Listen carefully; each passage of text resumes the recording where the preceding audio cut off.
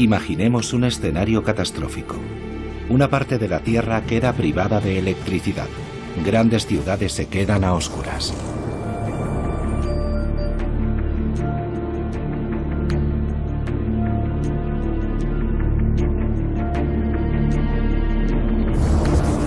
La meteorología espacial, el nacimiento de una nueva ciencia.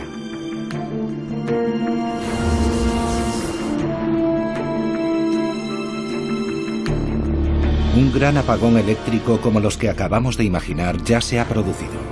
Ocurrió el 15 de marzo de 1989 en Canadá y dejó a oscuras a 10 millones de habitantes. Buenas noches. Una vez más, la ciudad de Quebec se quedó sin electricidad la noche pasada. Esta mañana, los quebequeses se han despertado con un precioso día de invierno. Pero a las pocas horas, la red de energía eléctrica colapsó. Privados del metro durante la hora punta, los montrealeses han tenido que tomar el autobús y sufrir largos periodos de espera. Personas con niños pequeños han tenido que abrigarlos para darles de comer y en muchos casos no han podido llevarlos al colegio. Muchos bancos han tenido que funcionar sin ordenadores ni cajeros automáticos, pero las cajas de ahorro del grupo de Jardin se felicitaban por haber invertido para prevenir la pérdida de datos en caso de colapso eléctrico. En los supermercados Provigo, 90.000 kilos de carne han permanecido en los congeladores, sin electricidad. Afortunadamente es invierno. Harán falta días o incluso semanas para averiguar las razones que provocaron anoche el apagón general. Después de múltiples investigaciones, los científicos vincularon el gigantesco apagón eléctrico a una gran tormenta que se había formado en la superficie del Sol. Estas borrascas de viento solar enviaron a la Tierra partículas eléctricas que se diseminaron por su superficie y cuya fuerza produjo una disyunción en las redes eléctricas, provocando así el apagón general. ¿Qué sucedería si una tormenta solar semejante se produjera hoy? Todas las redes de comunicación muy sensibles a la radiación electromagnética del Sol podrían sufrir daños graves. Apagones eléctricos, apagones en los satélites que afectarían a los GPS, a los teléfonos móviles y en consecuencia al funcionamiento de nuestra sociedad. En 2009, un informe de la Academia de las Ciencias estadounidenses y de la NASA estimó que una sola tormenta solar de gran amplitud podría acabar con la economía estadounidense durante 10 años, con un coste estimado de $6 billones. ¿Es necesario entonces temer lo peor? Yo creo que debemos ser muy prudentes en lo que concierne a los escenarios catastróficos, porque cuando planteamos esos escenarios despertamos el miedo en la gente. Es preciso abordar la cuestión fríamente y con mucha tranquilidad. En este momento la actividad solar es relativamente baja. Tenemos poco tiempo, pero es necesario actuar no jugar con el miedo, no jugar con la catástrofe. Eso no sirve de nada. Es necesario ponerse a trabajar. Este ciclista que atraviesa tranquilamente la gran plaza de Amberes es Jan Lillenstein. Fue uno de los primeros científicos europeos en comprender la importancia de los impactos de la meteorología espacial sobre la Tierra. Con el paso de los años se ha convertido en el unificador europeo de esta joven disciplina.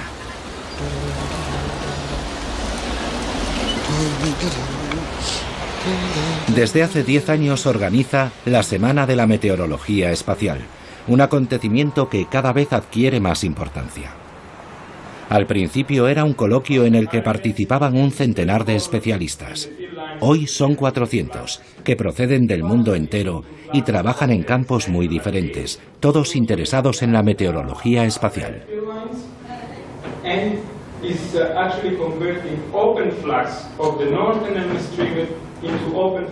Aquí está teniendo lugar una reunión sobre la previsión de las erupciones solares y sobre su modelización. ¿Qué podemos hacer con nuestros ordenadores para comprender su funcionamiento? Aquí tiene lugar una sesión sobre los aspectos jurídicos de la meteorología espacial. ¿Qué pasa cuando hacemos una previsión? Si nos equivocamos, ¿somos responsables jurídicamente? Y aquí en la tercera sala están hablando sobre las degradaciones que pueden sufrir los satélites como consecuencia de la meteorología espacial. ¿Qué clase de degradación? Y aquí hay sobre todo operadores espaciales, personas que construyen satélites y personas que los lanzan.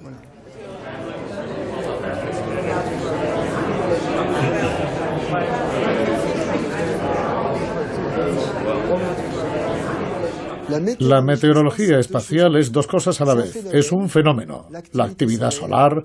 La Tierra está bañada en la actividad solar y esta ejercerá un impacto sobre un gran número de fenómenos terrestres, naturales y artificiales.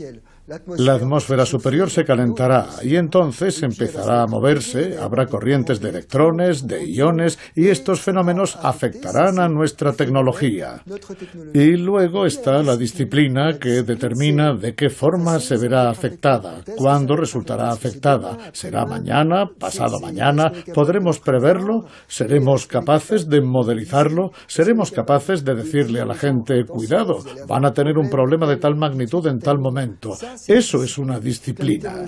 Así que la meteorología espacial es eso, comprender nuestro entorno, los fenómenos, pero también ser capaces de predecirlos y de cuantificar los impactos que van a producir. Aquí también hay que resolverlo. B0. Aquí tenemos B0. Y aquí también tenemos B0. En Orsay, Sacha Brun, astrofísico, incluye el Sol en diferentes ecuaciones para comprender mejor su funcionamiento y la forma en que impacta en su entorno y en los otros planetas, como la Tierra. De acuerdo. Entonces aquí va KVB y nos da... Utilizando los ordenadores más potentes del mundo, Sacha Brun y su equipo han realizado una modelización del Sol. El Sol es una gran bola de gas, compuesta por dos zonas principales. Una zona de convección en el exterior, donde hay movimientos muy turbulentos, y una zona interior, en la energía transportada por los fotones. En el epicentro de esa zona hay un corazón nuclear que abastece de energía a largo plazo. Para hacernos una idea, son varios centenares de millares de centrales nucleares, donde 60 millones de toneladas de hidrógeno se queman cada segundo. Y esa energía ha permitido que el Sol haya ardido durante 4.500 millones de años. Si estuviera compuesto de carbón y no tuviera un centro nuclear, solo ardería durante 20.000 años. El Sol emite luz, calor, pero también emite partículas. ¿Y por qué emite partículas, lo que denominamos viento solar? Lo hace porque su superficie está muy caliente. Su corona, su atmósfera enormemente extendida, no puede ser estática y se transforma en una especie de viento permanente. De modo que el Sol tiene un viento que baña todo nuestro sistema solar y a veces en ese viento se producen tormentas. Cuando se produce una erupción, esta materia sale al espacio y viaja a través de todo el sistema solar. Eso es lo que llamamos la meteorología espacial. Lo que nos interesa como investigadores es comprender la propagación de esas nubes magnéticas y cómo pueden impactar en los planetas. Un flujo constante de partículas eléctricas procedentes del Sol baña constantemente nuestro planeta, la Tierra. Ese viento solar tarda unos 2 días en llegar hasta nosotros. Luego es desviado hacia los polos por el campo magnético que rodea a la Tierra. Cuando las partículas eléctricas del Sol entran en contacto con los átomos de la atmósfera superior, se produce una reacción luminosa. Es así como se forman las auroras boreales, que son la manifestación más visible de la actividad solar sobre la Tierra.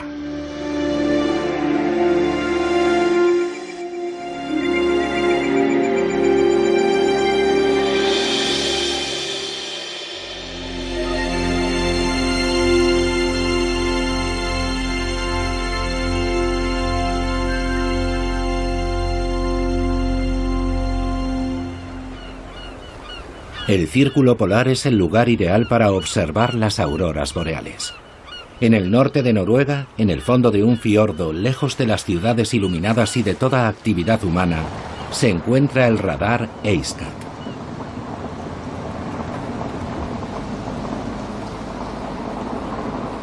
Investigadores del mundo entero vienen a trabajar a este observatorio.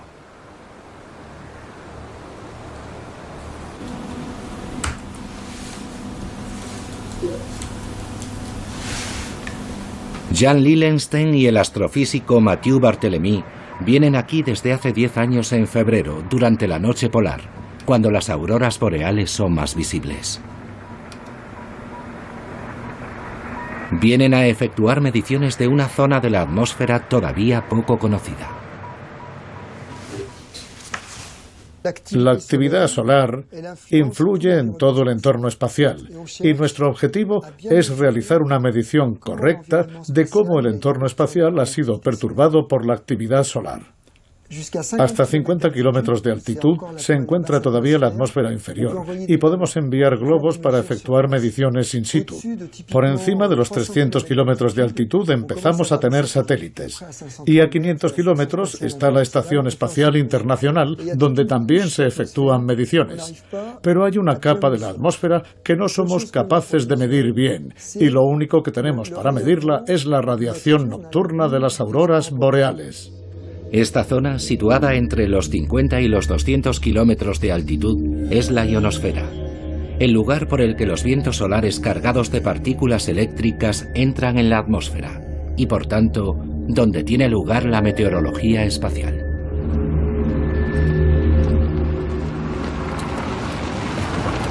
Para realizar las mediciones, Mathieu permanece en el observatorio. La temperatura es inferior a 25 grados bajo cero. Jan conducirá de noche durante 1 hora y media para llegar a un pequeño observatorio situado lejos de toda actividad humana. Aquí, la luz está prohibida, ya que podría perturbar todas las mediciones que Jan va a efectuar. Las auroras boreales pueden tener diferentes colores, y el equipo de Jan descubrió hace algunos años que la luz roja de las auroras estaba polarizada. Como la luz de las películas en 3D, avanza hacia el observador en una dirección privilegiada. Es esta polarización lo que Jan va a observar. Lo que estamos viendo es que el SPP, el espectro fotopolarímetro, que es el nombre de nuestro instrumento, y el haz del radar se cruzan a 220 kilómetros de altitud. Entonces, como Mathieu está ahí, si yo miro en esta dirección, él debe mirar así para que se crucen justo a esa altitud. Así que hemos calculado los ángulos que él debe tener para orientar su radar, para que así los haces se crucen exactamente a 200 kilómetros de altitud, es decir, el punto donde la polarización es máxima y donde el color rojo de las auroras es más intenso. Estoy cambiando la orientación de la antena para situarla un poco más arriba. Está apuntando hacia el oeste. Tenía una desviación a 33 grados. Vamos a pasarlo a 45. Y ya está, ya lo está haciendo. Y podemos ver ahí, en el panel de control, que efectivamente está subiendo.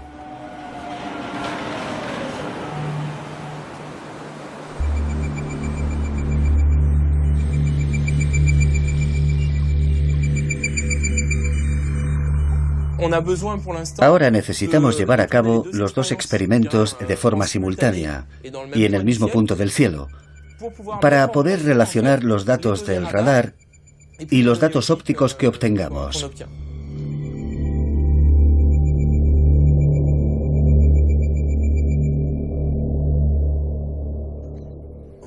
Cuando comenzamos, nos dijimos que íbamos un poco a ver qué pescábamos, a ver qué pescamos. Y de alguna manera es lo que seguimos haciendo, porque de momento lo que hacemos es medir la franja roja de las auroras, las emisiones rojas que están principalmente en la parte superior. Pero va a haber una nueva generación de instrumentos con los que podremos contar el año que viene, que podrán medir todos los colores. Y lo que esperamos es que los diferentes colores nos proporcionen informaciones diferentes y así poder conseguir un panel de información que pueda empezar a ser lo suficientemente amplio. Con estas informaciones sobre la composición de la ionosfera, los investigadores quieren determinar cómo el entorno de la atmósfera superior de la Tierra reacciona a la actividad solar.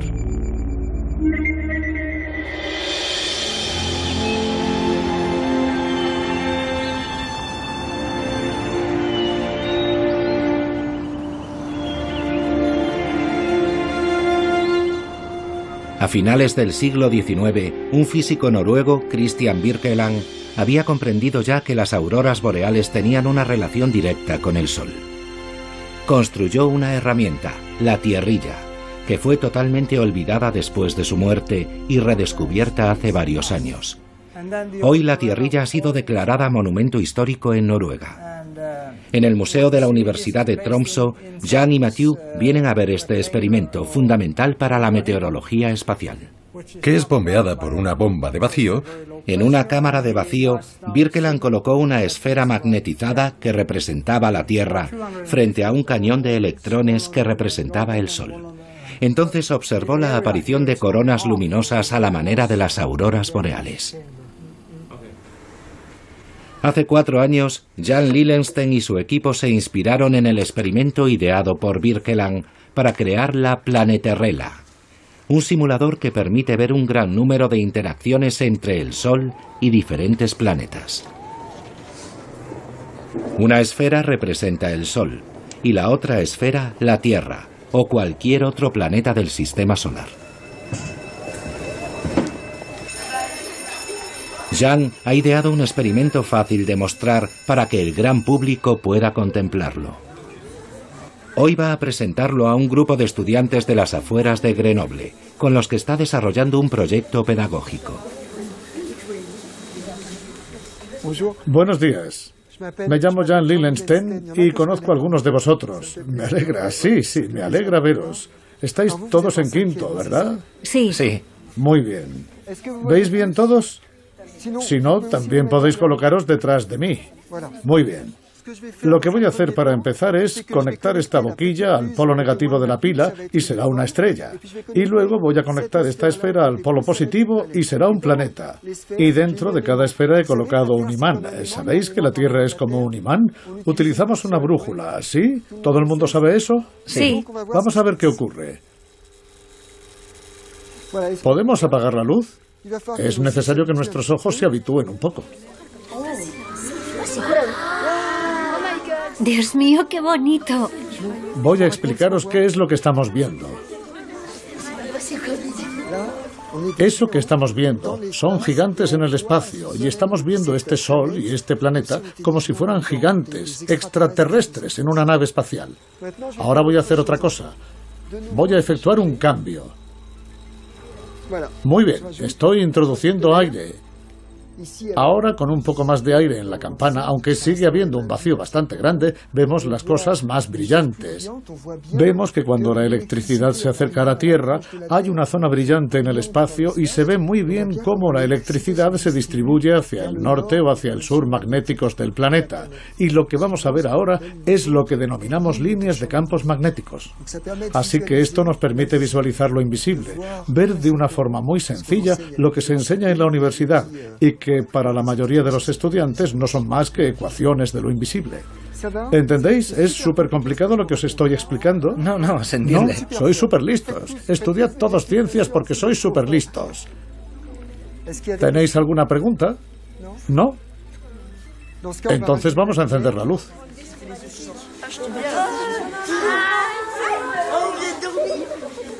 Muchas gracias por vuestra atención. Desde siempre, la observación del Sol ha fascinado a los astrónomos. En 1612, Galileo fue el primero en observar de forma científica la superficie del Sol, utilizando el anteojo astronómico que él mismo había inventado. En Francia, el astrónomo Jules Janssen fundó el observatorio de Meudon en 1876. Se dedicó principalmente a fotografiar el Sol, revolucionando así la astronomía, ya que la fotografía permite conservar un resultado objetivo de la observación. Hoy, los pioneros de la meteorología espacial pueden apoyarse en todos los conocimientos adquiridos en el transcurso de los siglos por sus predecesores. Aquí se guardan 100 años de fotografías del Sol.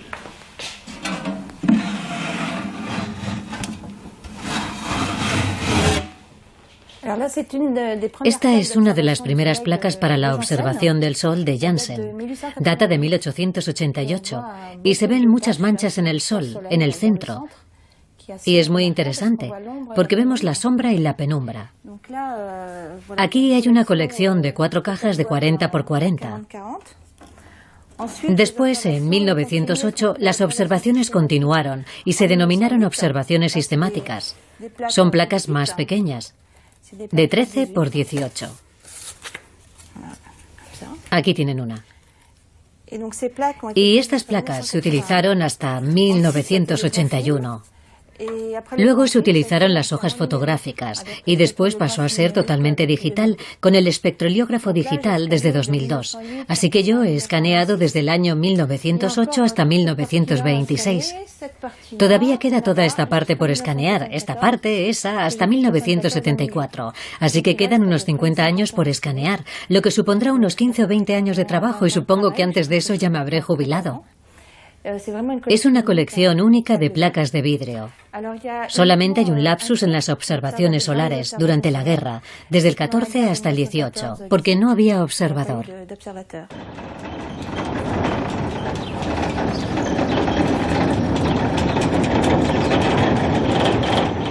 Desde hace 30 años, cuando el clima se lo permite, Isabelle Boilet toma una foto del Sol. Cuando no hay sol en Meudon, otro observatorio se encarga de hacerlo.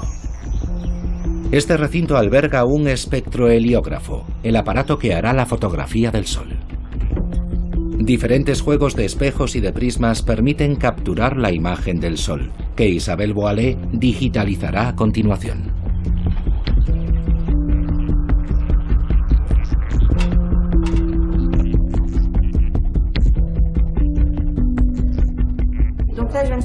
Acabo de capturar una imagen en directo y enseguida vamos a ver qué ha captado. Aquí está. Tenemos una imagen en H-alfa. Aquí podemos ver que hay nubes que por desgracia ya han pasado, pero es una buena imagen porque podemos ver las regiones activas y los filamentos. Así que la voy a registrar. Esto que vemos aquí son los filamentos. Son zonas más oscuras, es gas, la materia más fría. Y en los extremos vemos las protuberancias, que aquí no se ven muy bien, y por eso hacemos postprotuberancias. Aquí lo tenemos, es un eclipse artificial. Una protuberancia es materia, es gas que se escapa del Sol y entra en el espacio. Aquí podemos ver cómo se escapa, vemos esta materia que se escapa del Sol. Aquí podemos ver una protuberancia en el extremo este que forma un filamento sobre el disco y una protuberancia en el extremo oeste, y pueden volver a aparecer tras una rotación solar. Aquí vemos una región activa que comienza a ser brillante. Es el principio de una erupción solar y se produce alrededor de manchas solares. Las manchas son la manifestación visible de la actividad solar. Es por tanto en estas regiones donde se originan las tormentas solares. En general, las manchas solares se desarrollan y desaparecen en el transcurso de varias semanas. Algunas pueden ocupar extensiones de hasta 200.000 kilómetros cuadrados.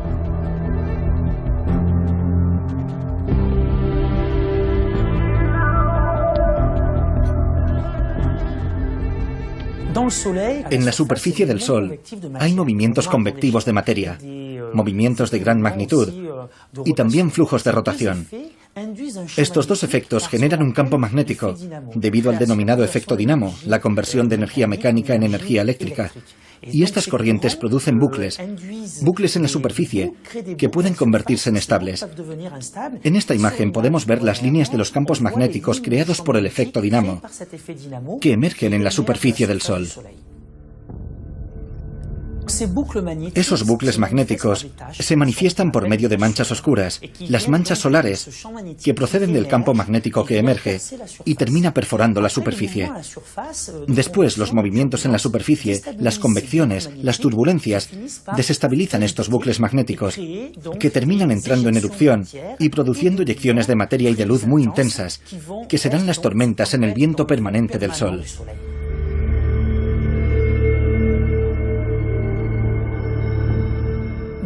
En los periodos de calma, más o menos cada 3 días, se produce una gran erupción, llamada eyección de masa coronal. Y en los periodos activos, se producen unas 3 erupciones al día. Así que tenemos prácticamente un factor 10 entre el mínimo y el máximo de actividad solar. Y depende totalmente de su geoeficacia el que terminen impactando o no en la Tierra. Todas las erupciones que se producen en el Sol no impactan obligatoriamente en la Tierra.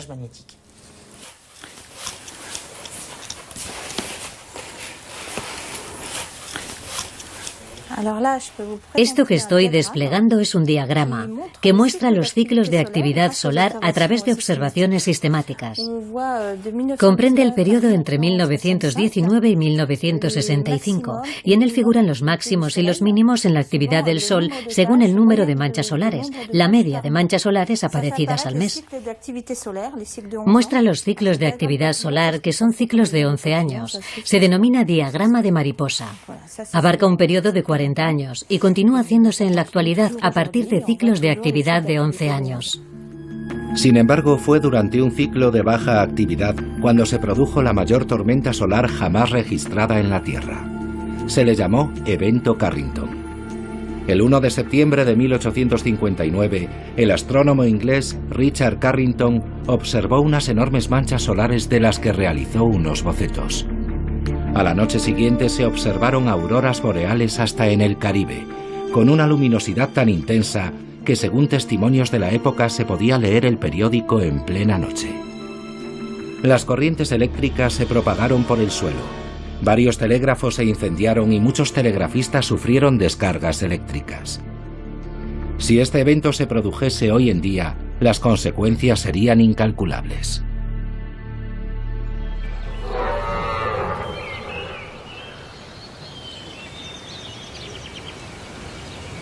Por lo tanto, es fundamental que sigamos aprendiendo cosas sobre el funcionamiento del Sol. Aquí, en los bosques de la Sologne, muy lejos de cualquier perturbación electromagnética, los científicos escuchan el Sol gracias a las ondas de radio. En la estación de radioastronomía de Nancy, que forma parte del Observatorio de París, enormes antenas capturan de forma permanente las emisiones de radio procedentes del Sol. El Sol emite radiación en una banda muy amplia de frecuencias o longitudes de onda. En Meudon podíamos observar el Sol en el rango visible, lo que en realidad representa una pequeña banda de frecuencia y de longitud de onda. Mientras que aquí, en Nancy, observamos las grandes longitudes de onda en el rango de las ondas de radio, de manera que necesitamos herramientas completamente diferentes. Aquí, como se puede ver, tenemos antenas de radio distribuidas a lo largo de grandes distancias, y con estas antenas reconstruimos imágenes de la atmósfera del Sol mediante ondas de radio. En Nancy, todas las herramientas informáticas se colocan en una jaula de Faraday. Este recinto se emplea para proteger los equipos de las perturbaciones electromagnéticas y eléctricas externas. Aquí, en esta pantalla de control, se pueden ver las diferentes señales que llegan de las antenas en tiempo real. Y aquí, en esta otra pantalla, se muestran imágenes de la corona solar, que se reconstruyen casi en tiempo real, y que son observadas en 8 frecuencias diferentes. Esto nos proporciona una visión tridimensional de la corona del Sol. Por desgracia, en este preciso momento, la imagen que tenemos del Sol no es muy buena, porque casualmente tenemos un parásito que interfiere con la imagen del Sol. En la actualidad resulta cada vez más complicado realizar observaciones de radio a nivel del suelo, debido a la proliferación de teléfonos móviles y todo tipo de instrumentos asociados a las nuevas tecnologías. El entorno electromagnético global está cada vez más congestionado y, por lo tanto, resulta muy difícil tener un lugar completamente libre de parásitos. Atención a la cuenta atrás. Para liberarse de esta contaminación terrestre tan intensa, los científicos se apoyan cada vez más en las observaciones del Sol realizadas por multitud de satélites. Ignición. Atención, plano del motor Vulcano. Plano del cohete. Atención, plano del despegue.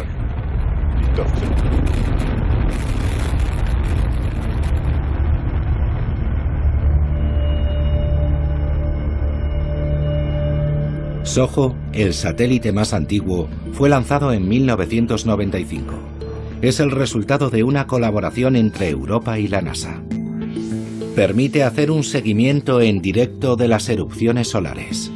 En 2010 se le unió el SDO, otro satélite que envía imágenes muy detalladas en varios espectros de color y en muy alta definición.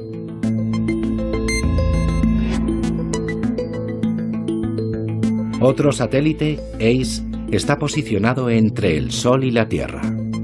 Como si se tratase de una baliza, analiza la composición del viento solar que pasa a través de él y puede dar la alerta 30 minutos antes de que una tormenta geomagnética alcance la Tierra.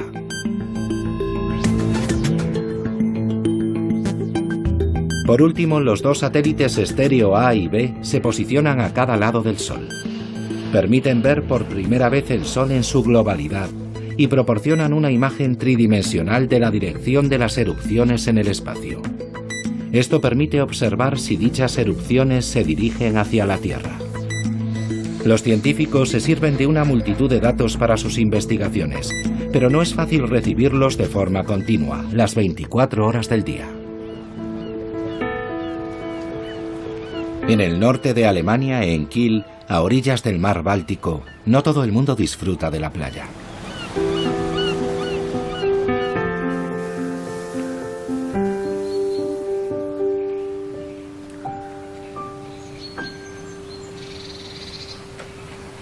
Per Dudek es profesor de geografía jubilado y un apasionado radioaficionado. Recuperó un equipo civil y militar impresionante y con la ayuda de un amigo construyó una estación de escucha en su jardín. Un día se sorprendió al recibir una llamada de la NASA. La NASA me preguntó, además de a otros observatorios, si disponía de tiempo para recibir los datos de los satélites estéreo, porque estaban, y lo siguen estando, en una situación difícil. Sus sondas, enviadas a todas partes, a Marte, a Júpiter, han funcionado mucho más tiempo de lo que habían previsto y no tienen capacidad suficiente para recopilar toda esa información, así que nos llamaron para solicitar nuestra ayuda. De este modo se convirtió en voluntario de la NASA. Contribuye a la recogida de datos, que luego son accesibles a todo el mundo, científicos y aficionados. Aquí se puede ver el receptor. Y ahí se ve la señal del satélite estéreo. La señal pasa a este ordenador y desde aquí los datos se transmiten directamente a la NASA. Los datos que estamos transfiriendo aparecen en esa pantalla. Bien, aquí está la Tierra. Aquí el satélite estéreo A, cuya señal recibimos en este momento, y aquí estéreo B, cuya señal capturaremos dentro de pocos minutos. Ahora, como se puede ver, estéreo A acaba de dejar de transmitir en banda estrecha para transmitir en banda ancha, y eso solo puede recibirlo la NASA. Así que vamos a pasar a estéreo B. La antena se moverá y podremos recibir la señal de estéreo B que no transmite a la NASA.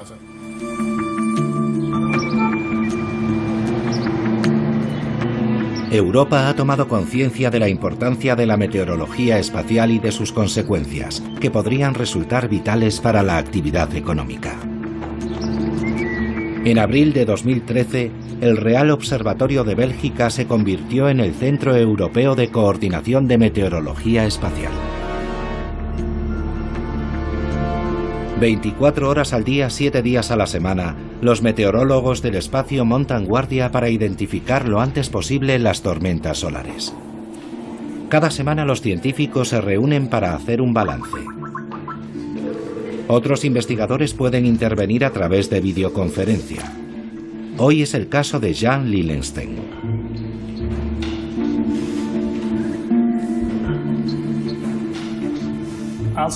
Voy a empezar por un evento que sucedió solo unas horas después de nuestra última reunión.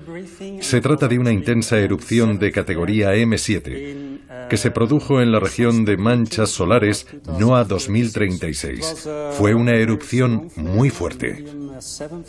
Podremos seguir observándola gracias a las imágenes del satélite estéreo. Sí, por supuesto, ya que continuará su trayectoria por detrás del Sol. Estaremos preparados cuando vuelva a aparecer en menos de 2 semanas. Sí, exacto. Así que en 2 semanas podremos verlo ya del otro lado del Sol, saliendo por detrás. Sí, por el este, eso es. La erupción que se produjo ayer no es la primera del año. Es la 30ª de categoría X que hemos tenido desde que comenzó el ciclo actual. Es bastante normal que se den este tipo de tormentas y continuarán sucediendo durante los próximos años. ¿Observasteis signos precursores de esas erupciones antes de que llegaran? No hubo ningún indicio. Estas reuniones permiten identificar las principales tendencias de las perturbaciones solares de cara al futuro. Cada pronosticador debe redactar un boletín de meteorología espacial. Esta ciencia está todavía en ciernes, tal como estaba la meteorología terrestre en sus inicios. Al iniciarse una erupción, hay que prever si tendrá o no efectos sobre la Tierra. Para ello, hacemos un seguimiento constante de las erupciones. De hecho, con el aluvión de información que recibimos en la actualidad, para un ser humano es muy difícil controlarlo todo. En Bruselas nos hemos especializado en el desarrollo de un software que procesa las imágenes para nosotros, y el ordenador nos avisa cuando se produce un evento significativo.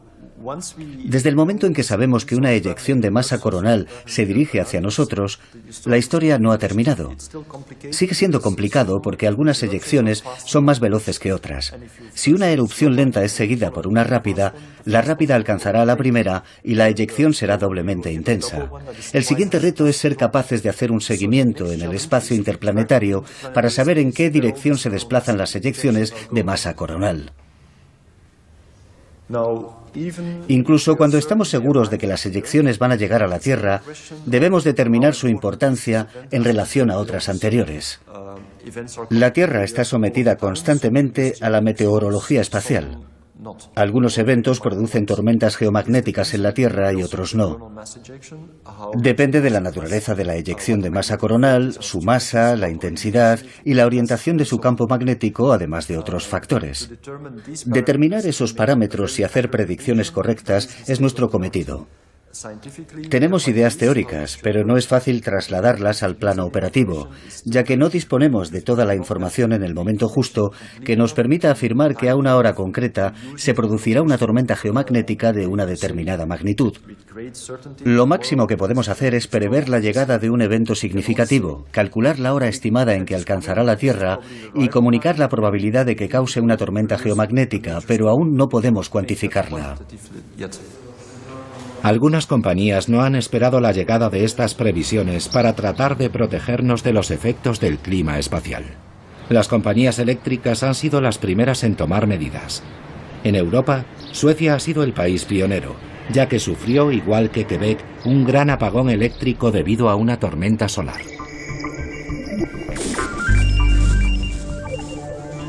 El satélite SOHO nos muestra la imagen de dicha tormenta, que sumió a la ciudad de Malmö en la oscuridad el 31 de octubre de 2003. La tormenta fue de tal magnitud que cegó el dispositivo que debía medirla. Una simulación europea muestra cómo las corrientes generadas en el suelo por la tormenta solar provocaron una sobrecarga en los transformadores a medida que iba llegando a la Tierra. Aquí, en Ludvika, a 200 kilómetros al noroeste de Estocolmo, se encuentra uno de los pocos centros de investigación y fabricación de transformadores del mundo. Los transformadores son dispositivos muy complejos de montar y se requiere una experiencia especial. Por tanto, se necesitaría mucho tiempo para renovarlos si resultaran dañados por una tormenta solar, ya que para estos dispositivos no existe ningún stock.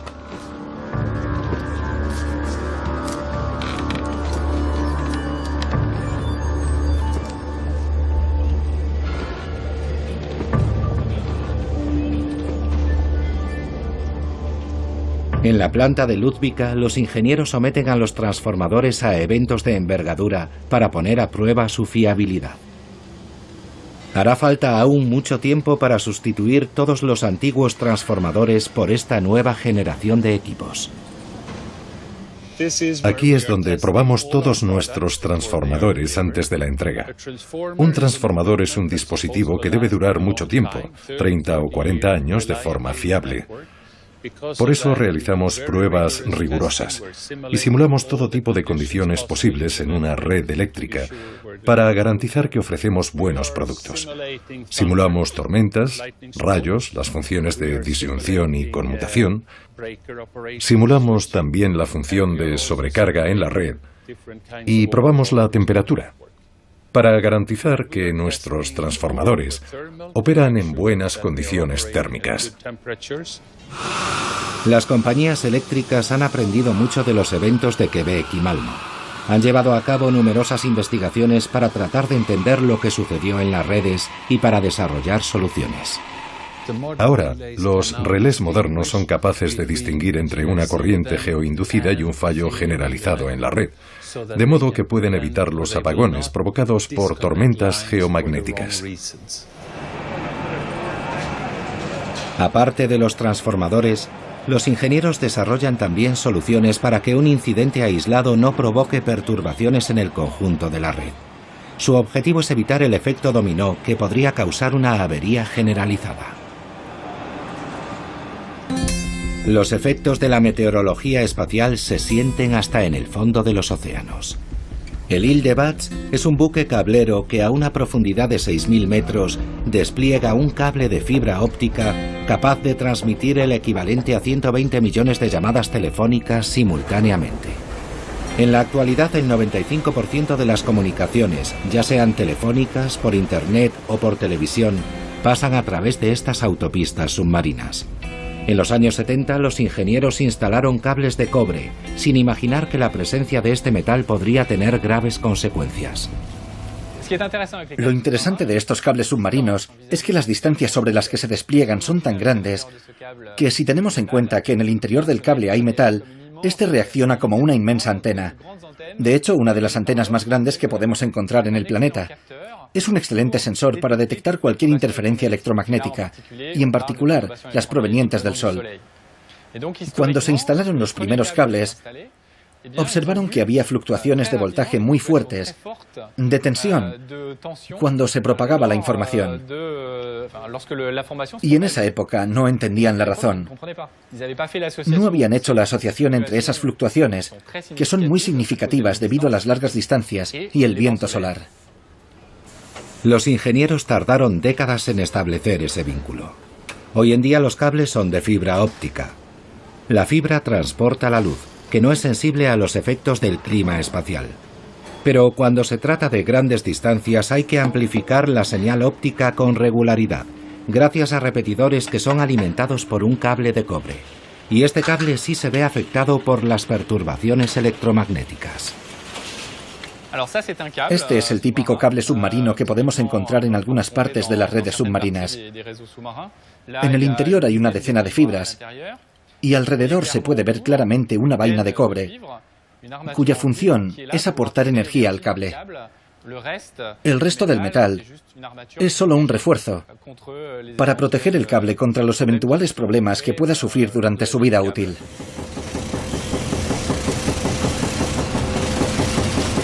En la actualidad, las compañías eléctricas han integrado el riesgo vinculado a los cables de cobre. La tensión eléctrica del cable se ajusta automáticamente en tiempo real, de acuerdo con las fluctuaciones relacionadas con la meteorología solar.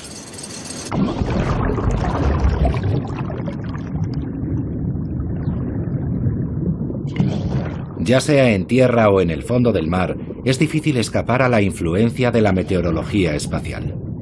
Pero el cielo tampoco se libra de ella. Esa es la razón por la que hay que vigilar los satélites. El Centro de Telemetría Láser del Observatorio de la Costa Azul está especializado en la vigilancia de satélites. Si se produce una tormenta solar, las ondas utilizadas por los satélites de geolocalización sufren perturbaciones. Para comprobar con precisión milimétrica la distancia entre el satélite y la Tierra, es necesario medirla con la ayuda de un rayo láser. Hola, Dominique. Hola. Bueno, ¿cuál es el programa de observación para esta noche? Acabo de imprimirlo ahora mismo. Bueno, tenemos una docena de satélites. De satélites, sí. Voy a prepararlos. Muy bien. De acuerdo. 4, 3, 2, 1. Puedes iniciar el seguimiento. Iniciado. Ahora he enviado las posiciones al telescopio. Muy bien. Ya han sido enviadas. De acuerdo, sí. Ya ha empezado. Ya se mueve. Vamos a buscar el satélite Galileo. Y cuando estemos sobre él, activas el láser. Ahora mismo lo activo. Muy bien. En 3 segundos, 2, 1, listo. Activado. Muy bien. Ya puedes enviar el láser. Ya está. Perfecto. Láser enviado. Muy bien, láser enviado. ¿Y recibimos el eco del láser? Sí, sí. Muy bien. Ya lo tenemos. El satélite está a 23.569 kilómetros. Estamos midiendo la distancia, el recorrido de ida y vuelta con un margen de error de centímetros. Un margen muy pequeño. Sí.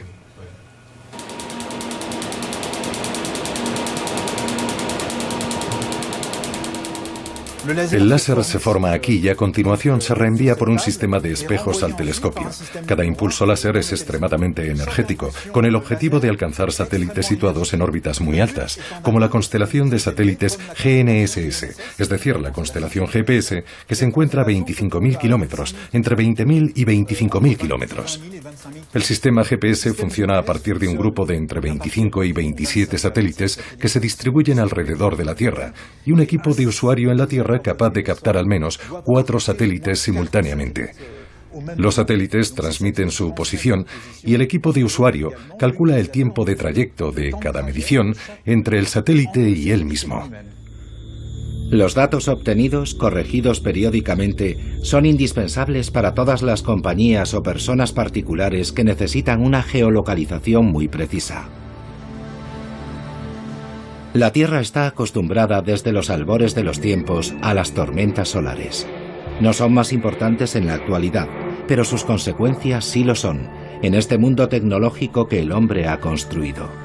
Un mundo muy frágil. El 23 de julio de 2012, imágenes obtenidas por satélite mostraron la violencia de una erupción solar. Esas imágenes han permitido a los científicos llegar a la conclusión de que dicha tormenta fue más intensa que la de Carrington en 1859. Si hubiese alcanzado la Tierra, nuestro mundo se hubiese visto completamente trastocado. Felizmente para nosotros, la tormenta se dispersó en una dirección opuesta a nuestro planeta. Siempre nos preguntamos cuáles son las probabilidades de que se produzca un evento importante. Para entenderlo, tenemos que situar el Sol en su contexto más amplio, es decir, el Sol como estrella. Hemos podido realizar estudios de estrellas de tipo solar que tienen su masa aproximada, digamos un 20% más o menos masiva, y observar cuántas de estas estrellas están activas y pueden eventualmente tener erupciones o lo que llamamos supererupciones. Eventos como mínimo equivalentes al de Carrington y hasta 10.000 veces más potentes. Colegas japoneses han demostrado que la probabilidad distaba mucho de ser desdeñable. Para eventos del orden de 100 veces el evento Carrington, se producen aproximadamente cada 800 años, y para un evento 10.000 veces mayor que el de Carrington, se produciría cada 5.000 años. Incluso en el lapso temporal de la civilización humana, la probabilidad de que se produzca una supererupción no es nada desdeñable, y los efectos sobre nuestra sociedad tecnológica serían devastadores. La meteorología espacial es una disciplina nueva, pero que va a perdurar y que formará parte de nuestra vida cotidiana. Para mí no existe la menor duda de que de aquí a poco tiempo, de aquí a algunos años, hablaremos del Boletín Meteorológico Espacial como hablamos hoy del Boletín Meteorológico Terrestre. No tendremos miedo, pero comentaremos: ayer vi en el periódico que se espera una erupción solar y que vamos a tener problemas con el GPS. El clima espacial formará parte de la vida cotidiana. No hay la menor duda. No será algo aterrador, sino sencillamente algo que asumiremos y que nos permitirá vivir mejor en el futuro.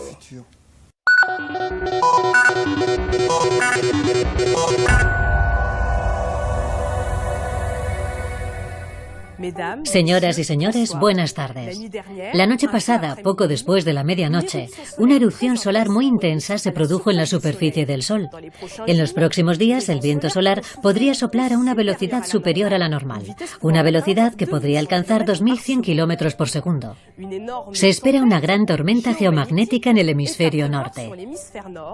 Podremos disfrutar de hermosas auroras boreales en Escandinavia, en Escocia, en Canadá y en Alaska, como la que pueden ver justo detrás de mí.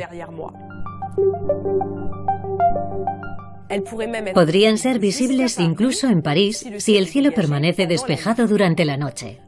En las próximas 24 horas las perturbaciones podrían comenzar por la mañana y durar hasta el final del día.